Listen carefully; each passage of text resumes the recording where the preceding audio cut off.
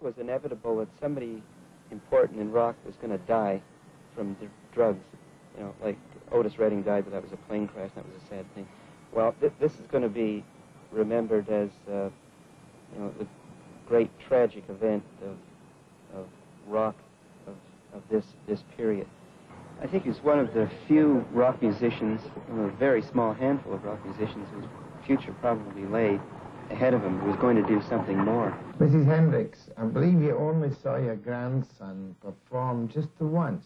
Just the once. Out to the Coliseum. It was in 68. Mm-hmm. And I went out there and had a seat right down in the front, almost in the front. And it was so noisy, I said, well, I've got to get out of here. And so in the meantime, my daughter-in-law, she came in and says, Mama, you have to get out of this. It's too much noise for you. I said, yes.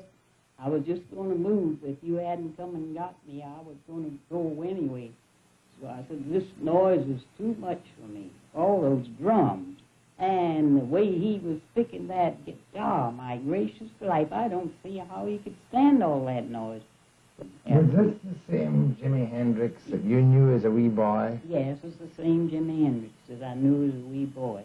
And I was so surprised, you know, to see him, you know, had grown up, you know, to be a young man, you know, and all that music, Italian. Oh, well, I knew he had music in him because when he was small, his daddy bought him a guitar, an old guitar for him to play on, you know, around with the boys. And one night they had a little party somewhere, and he played for this dance, and oh, they had a lovely, lovely time and everything. So I knew he was musical, but I didn't know that he had that much music in him, you see.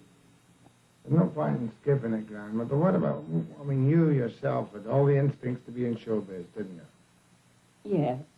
Oh, yes, I liked it. I liked him with being in it. I thought it was great. But you're not kind of frightened by it today with this drug business? That's it. That's it. That's the thing. You see, that drug business is terrible. That's getting all the young people. And I was a lot of time when I thought about it, I said, oh, I hope he don't get in it too early. Well, give himself a few years, because he's going to get in it, because they're all in it. Mm-hmm. You can't get around it, because they're in it. Mm-hmm. And I said, I hope he give himself a few years before he get in it himself.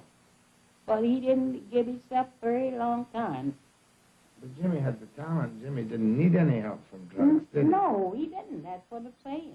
When he was here and we was together out at my daughter-in-law's house, and when we came home, she brought us home, you see, from out her house, and he rode along in the car. His father and his mother was there, and brought me home, and we was singing and talking, you know, all just so nice.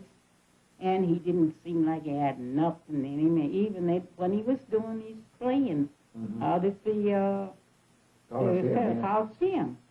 And we were supposed to get some pictures, but the fellow that was taking the pictures, I don't know what happened to him, so we never did get no pictures from out there. And I'm very sorry, because he never got back here anymore.